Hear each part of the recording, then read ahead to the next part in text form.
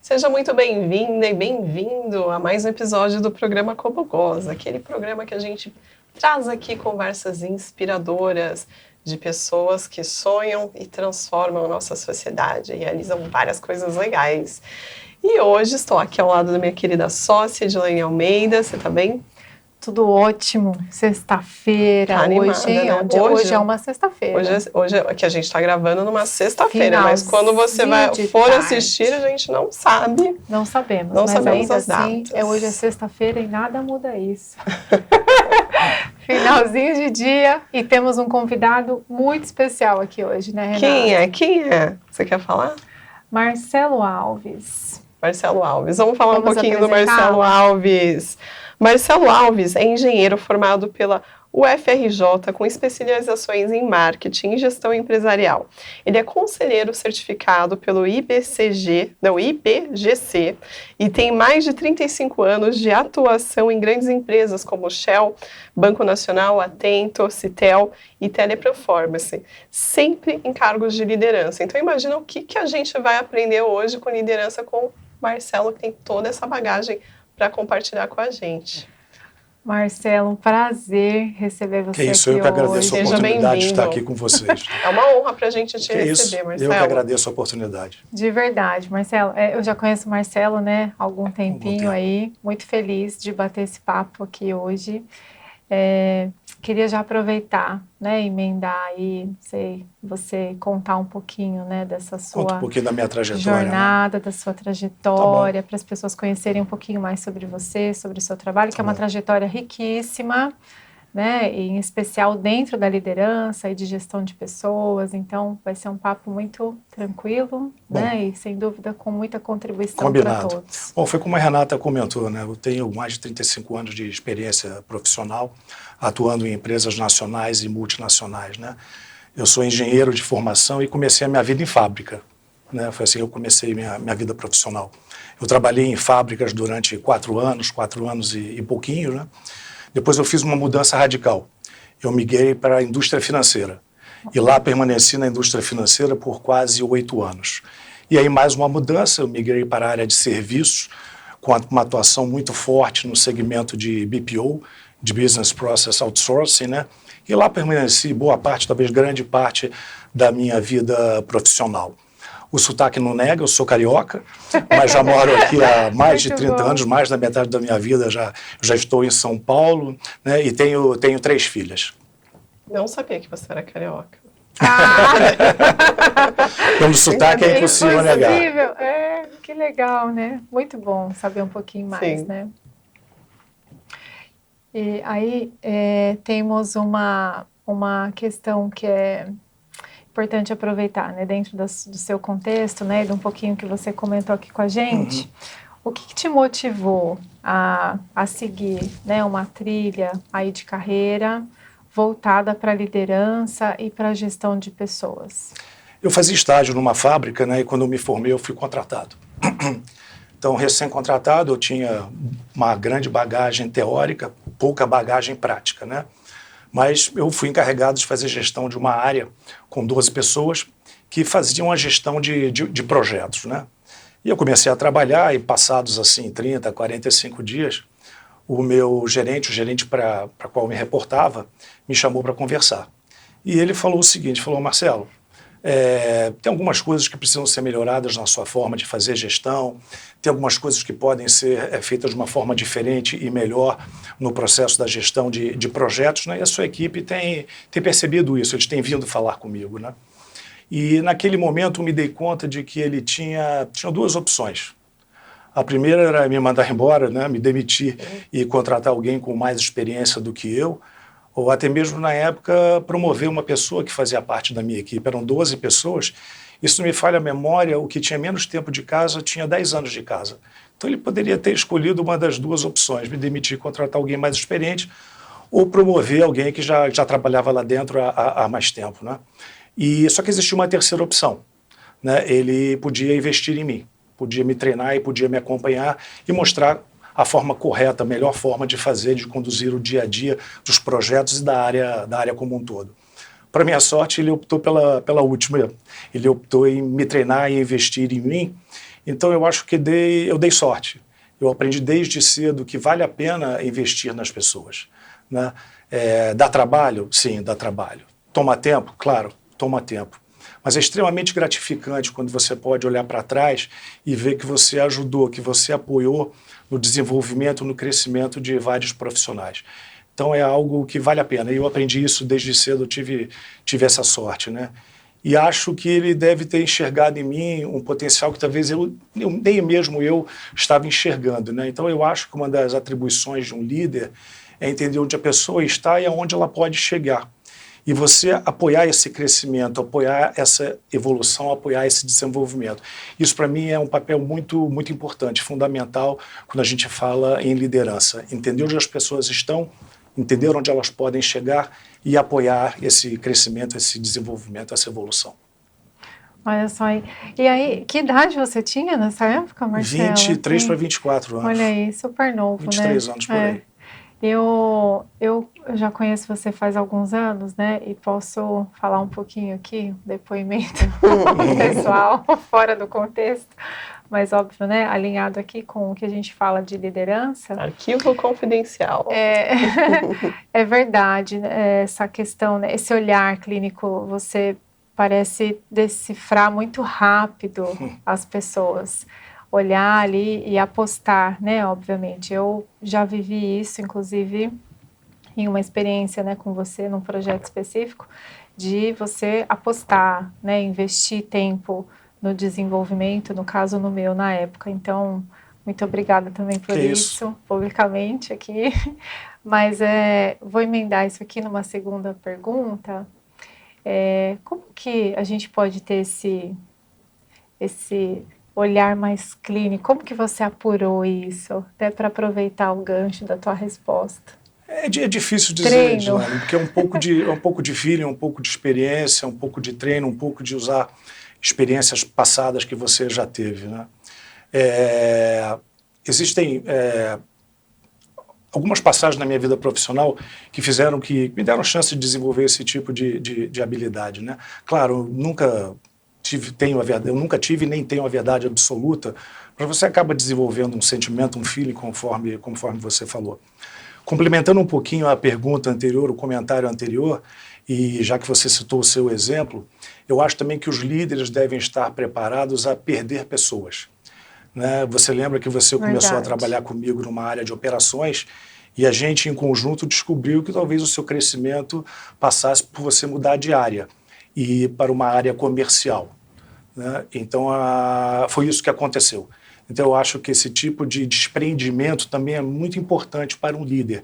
Entender que muitas vezes o crescimento da pessoa, a evolução dela, passa por você soltá-la, né? Liberá-la para outro tipo de atividade e não mais na sua própria área de atuação. Então, existe uma passagem, Dilane, na minha vida, logo também no início, eu ainda trabalhava como engenheiro, e eu trabalhava numa empresa onde eu não tinha uma função. É curioso isso, né? Eu vou explicar o que é. Na realidade, a minha função era ocupar o cargo de outras pessoas numa determinada região do Brasil, quando elas saíam por motivo de férias, por exemplo, ou elas iam fazer um curso de longa duração, 40, 45, 60 dias. Então, o que acontecia? Eu pegava, me deslocava para uma determinada cidade, 2 dias antes daquela pessoa sair em férias, entendi o que estava acontecendo, entendi o que poderia acontecer nos próximos 30, 45 dias, sabendo que tudo pode mudar nos próximos 5 segundos, né? A pessoa saía em férias ou saía para o curso e eu ficava administrando aquela área com a qual eu nunca tinha tido contato, administrando uma equipe que eu não conhecia, nunca tinha tido contato. Então eu tinha que desenvolver um poder rápido de adaptação, tinha que aprender a ler rapidamente as pessoas, o jeito de cada um trabalhar, o estilo de cada um conduzir o trabalho no dia a dia e, obviamente, também tentar ganhar rapidamente o respeito e a confiança dessas pessoas. Então, eu acho que isso me deu uma bagagem muito importante e o que eu utilizei como aprendizado ao longo da minha vida profissional. Muito legal. Nossa, que essa. interessante essa história, eu não imaginava, Tá né? Que vendo? podia É muito bom isso, a gente acontecer, segue aprendendo. um processo Era uma assim, função que não tinha uma função. Na realidade, minha função era cobrir férias ou ausência por um determinado motivo de profissionais, de líderes de uma determinada região do Brasil. Muito bom. E isso, assim, já mostra um pouco da evolução também da sua própria liderança, assim, no decorrer do tempo, né? O que você percebe que foi mudando no seu estilo de liderança? Renata, assim, eu vou falar por mim, né? Coisas que eu vejo temas, aspectos que foram mudando ao longo do tempo. Eu acho que um deles, que foi muito importante, foi delegar mais, dar mais liberdade, dar mais autonomia para as pessoas. Né? Então, isso foi aumentando ao longo do tempo, ao longo da minha vida profissional.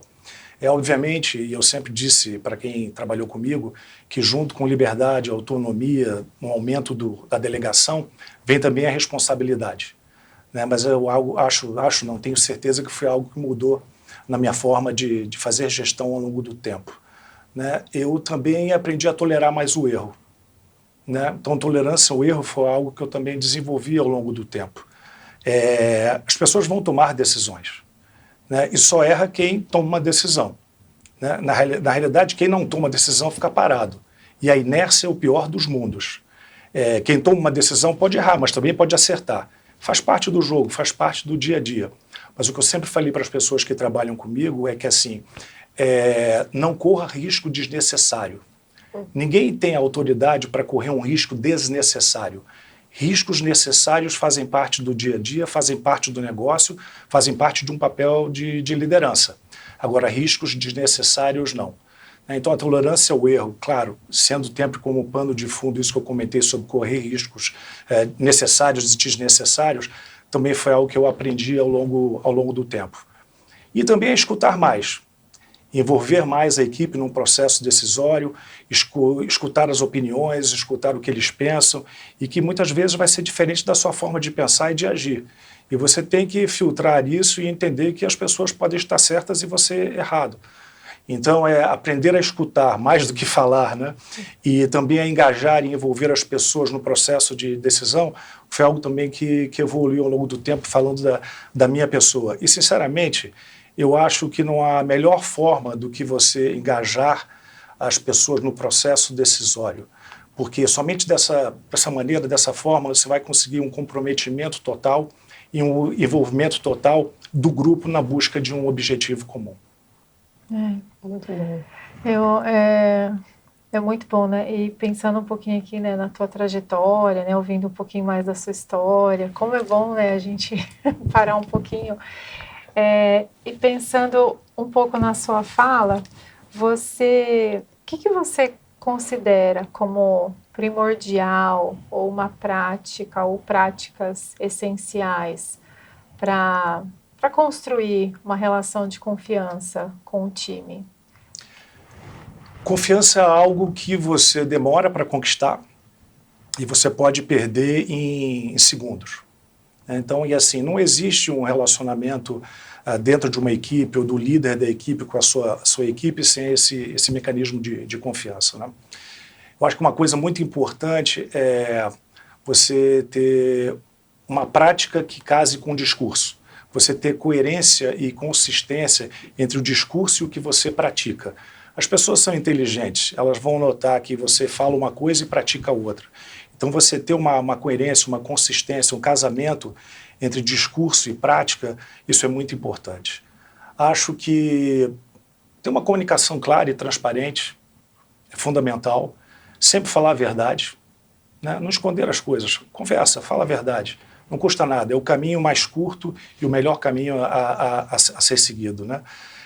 Estar sempre aberto para escutar críticas e sugestões.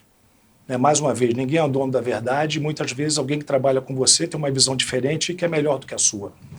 E se por acaso, no final do dia, você tomar uma decisão independente daquilo que uma pessoa da sua equipe pensava, né?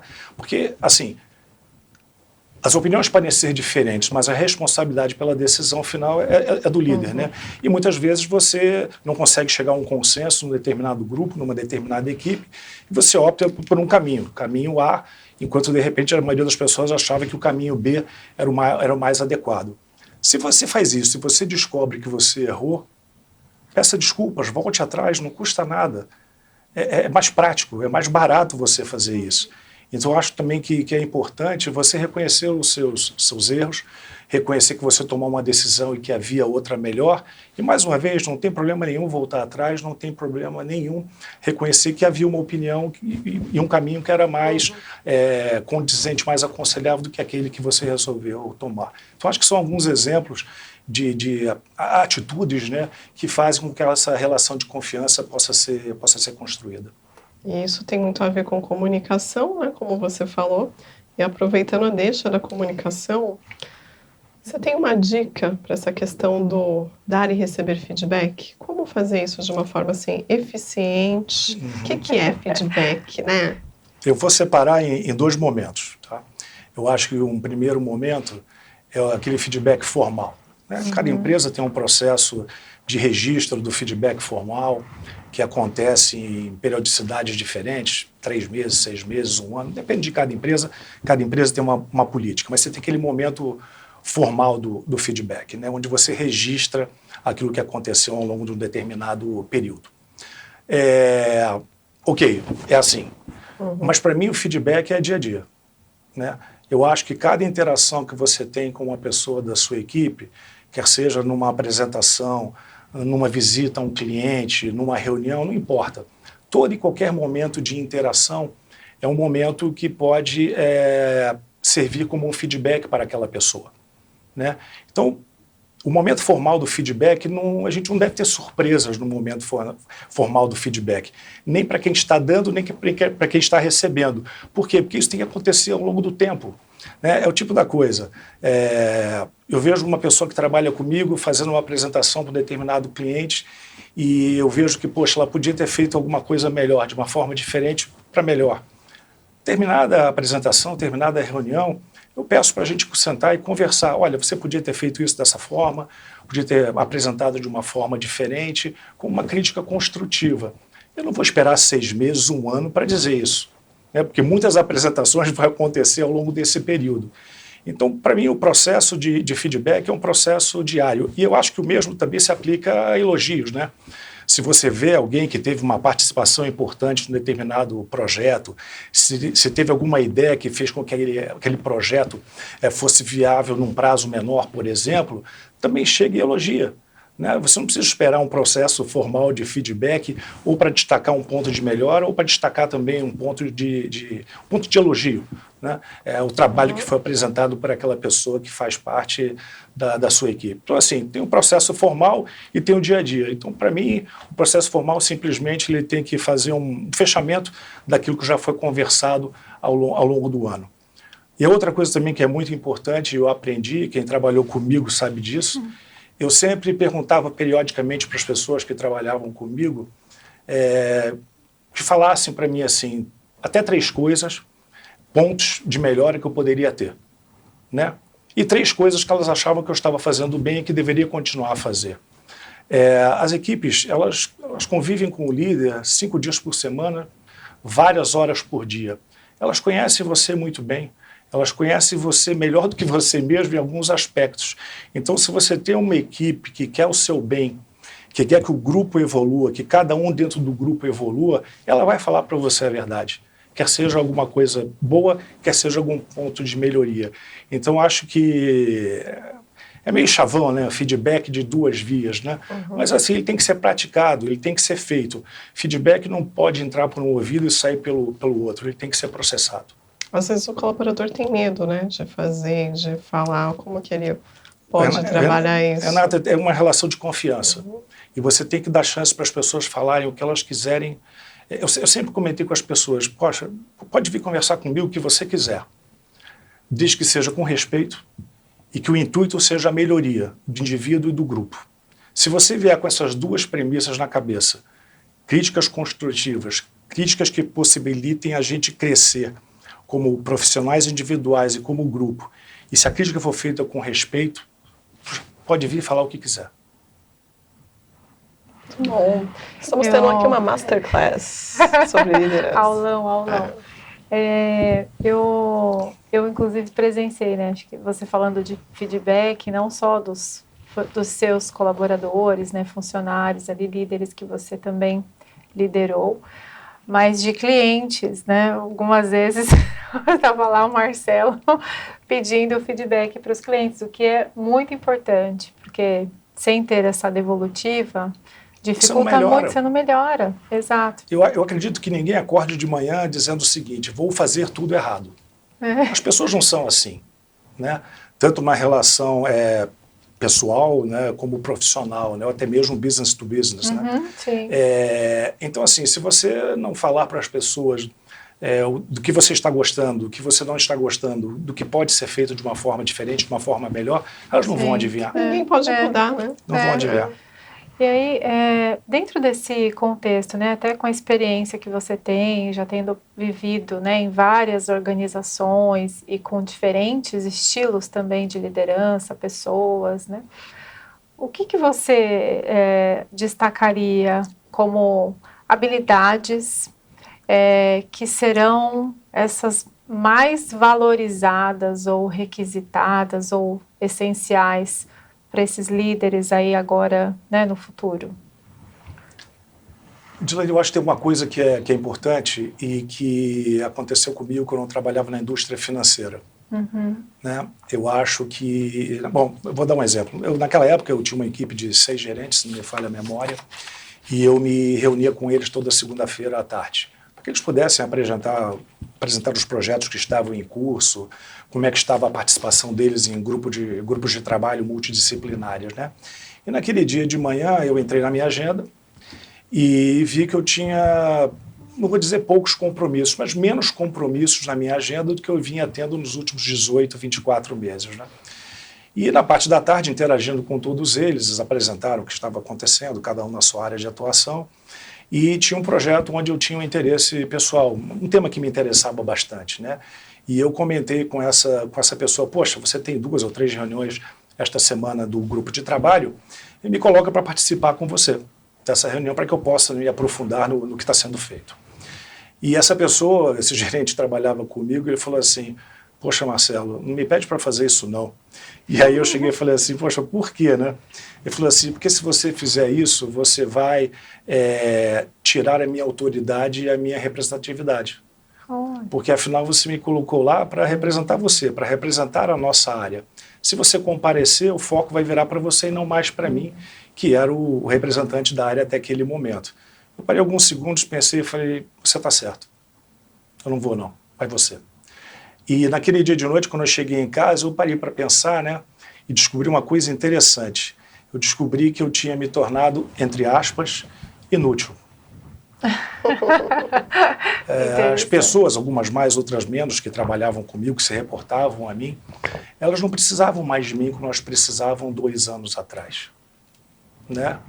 Então, elas já estavam aptas a voar sozinhas, né, conduzir os projetos, a representarem a área de uma forma independente, sem a necessidade de uma proximidade tão grande da minha parte.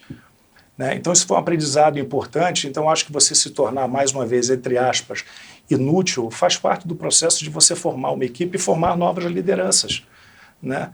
E, coincidentemente, 2 semanas depois, eu recebi um convite para mudar de área, para mudar de função, e eu aceitei. Comecei uma nova trajetória dentro da indústria financeira, né? Curiosamente, aquela pessoa que tinha feito aquele comentário, eu o indiquei para ocupar o meu lugar e ele foi aprovado e passou a ocupar a liderança daquela área que eu tomava conta, né? Então, acho que esse é um aprendizado importante, Edilane, você realmente se preparar para um dia ser, mais uma vez, entre aspas, inútil, porque eu acho que é uma atribuição, é uma missão importante do líder formar as pessoas para que elas possam voar sozinhas, né? Então, acho que isso é uma característica, não vou dizer característica importante, mas acho que é algo que os líderes têm que estar preparados a fazer. Muitas vezes você vê pessoas, né, com medo de, eu não posso, eu tenho que ser importante, não podem notar que eu não, né, que eu não vou fazer mais falta e tal. Essa preocupação, ela não tem que existir.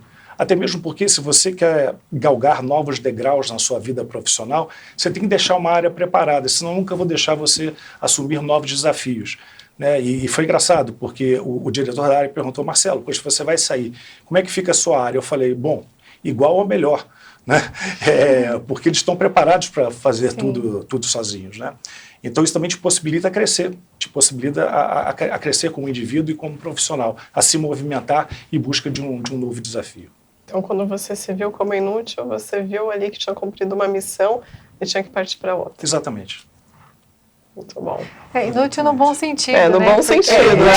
Você trabalhou muito. Por isso que eu falei, inútil. É tipo um sinal de sucesso.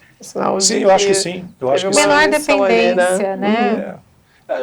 Senão as pessoas não evoluem, senão o grupo não evolui, senão o indivíduo não evolui.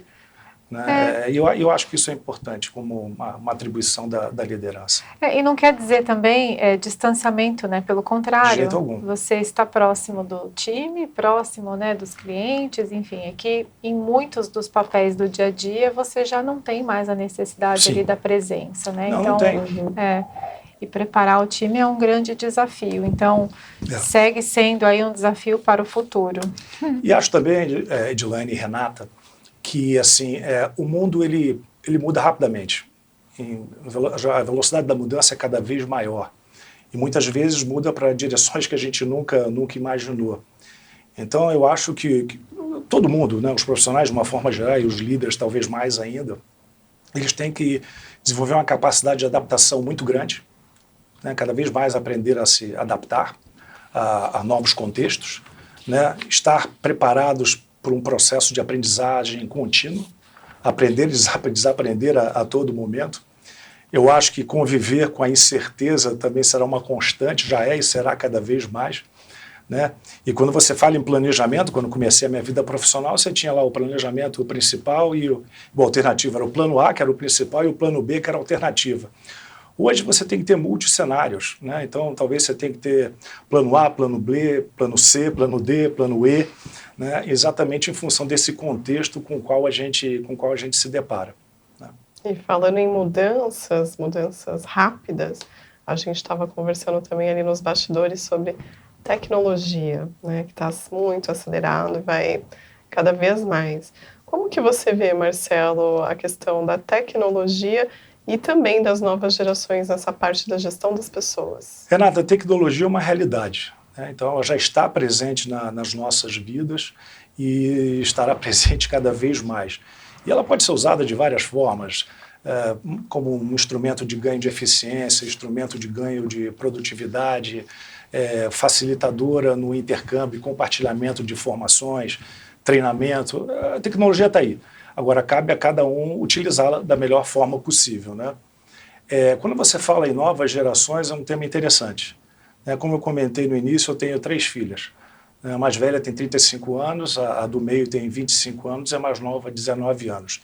Então, eu tenho uma diversidade de gerações, de momentos de vida, de comportamentos bem diferentes. E isso faz com que a minha cabeça se exercite bastante. Eu costumo brincar, mas é uma brincadeira séria, né? Eu não preciso de consultoras, eu já tenho 3 ótimas consultoras, né? E muitas vezes, eu vou ser sincero, eu acho que eu aprendo mais com elas do que ensino, né? Então, as gerações de hoje em dia, elas valorizam temas e aspectos que, eu não vou dizer que a gente não valorizava no passado, mas o peso que elas atribuem a esses aspectos, a esses temas, ele é maior do que no passado. Isso na minha visão, na minha percepção, né? Então, hoje em dia, as pessoas não querem estar numa empresa ou se pensam em trocar de emprego, trocar de empresa e ir para uma outra, elas avaliam a cultura da empresa. Né? Elas avaliam o ambiente da empresa, os valores da empresa. Mas não é uma avaliação entrando num site, olhando o que está escrito. Falando com amigos, falando com profissionais que elas conhecem, que já passaram por aquela organização. Então, não que isso não tenha tido um peso no passado, sempre teve, mas eu acho que o peso hoje em dia dado pelas novas gerações, ele é muito maior.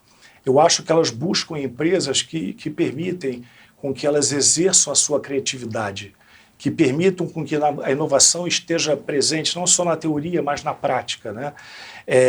Elas querem empresas que tenham processos decisórios ágeis, elas não querem empresas burocráticas, né?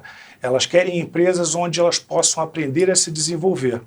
E, principalmente, eles querem desempenhar atividades, ter funções que gerem algum tipo de valor. Valor para elas, valor para a empresa e valor para a sociedade em geral. Né? É o que eu costumo dizer assim, elas hoje não buscam emprego pelo emprego, elas não buscam trocar tempo por dinheiro. Elas procuram algo muito maior do que isso. E eu vejo isso no comportamento das minhas filhas. Né? Nossa, gente, é um propósito, né? É um propósito, muito legal. né? Tem mudado muito isso, né? A gente percebe isso muito mais forte, né, nas gerações atuais. Eu tenho aqui duas coisas martelando na minha cabeça. Primeiro é assim, né?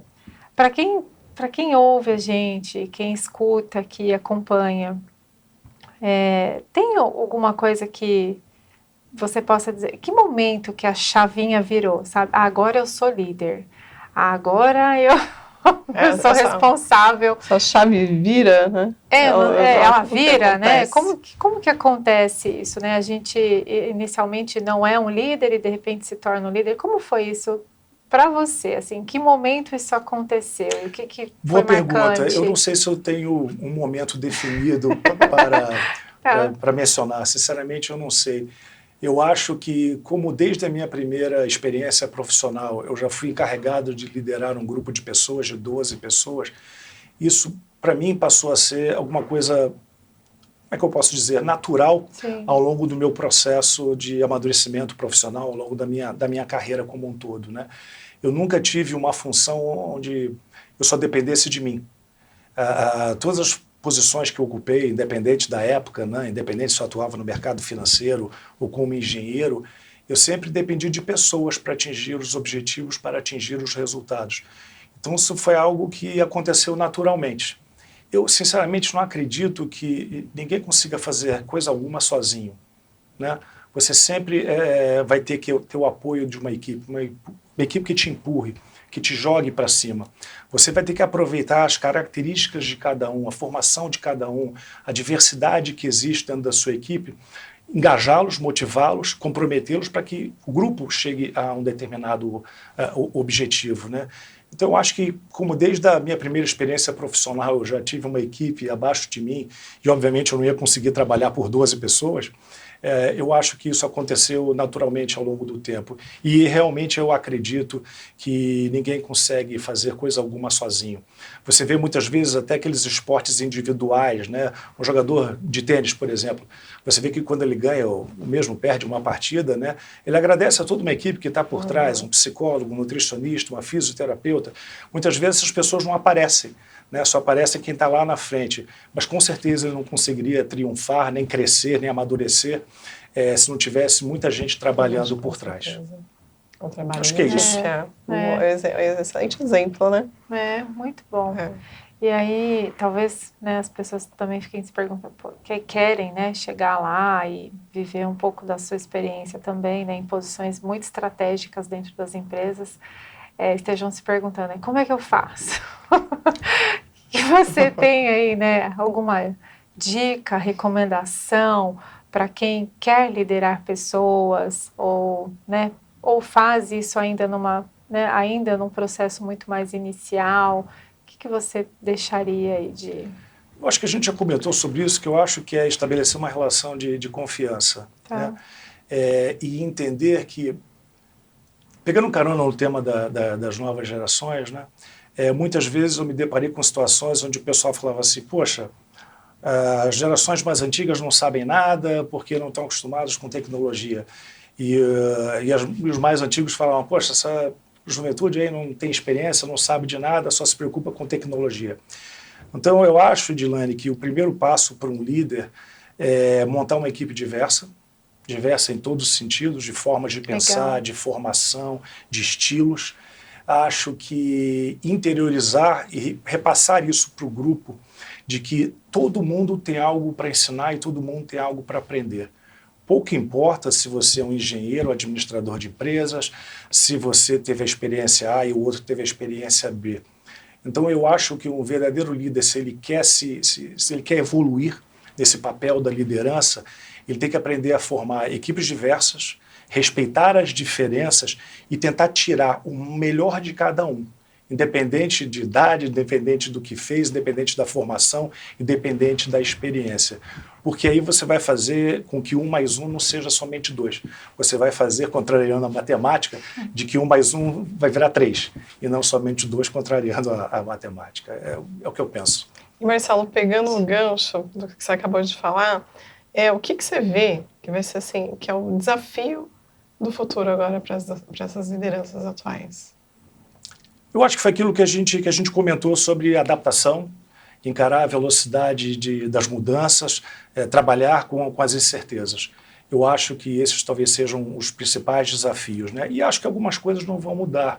Quando você fala em liderar pessoas, um processo de comunicação clara, aberta, transparente com a equipe sempre foi válido e continuará a ser válido no futuro. Você conseguir formas de engajar e comprometer a equipe na busca de um objetivo comum sempre foi útil, é útil e continuará a ser importante no futuro. Mas realmente a velocidade da mudança, a direção das mudanças, poder de adaptação, a aprendizagem contínua, eu acho que são desafios. Desafios inerentes ao mundo de hoje e do futuro ainda mais. Ai, agora, ixi, que eu se deixar, eu tenho um monte de pergunta aí. Eu acredito Vou fazer uma até fora do nosso, mas do roteiro. Você, pensando um pouquinho nessa sua jornada toda profissional, qual foi o seu maior desafio, assim, algo que você possa compartilhar, né? Pensando um pouquinho nesse processo de liderança, de tomada de decisão, algo que você, né, que foi um marco para você em relação a uma decisão importante, complexa, talvez. Edilene, eu acho que não tem um evento, né? Não tem um acontecimento. Eu acho que uma das coisas, não vou dizer das mais difíceis, mas que, tá bom, talvez das mais difíceis, um desafio, né? É que um líder, muitas vezes, ele tem que tomar decisões difíceis. Né? Sim. E as decisões, muitas vezes, que você tem que tomar não é aquilo que você gostaria de fazer.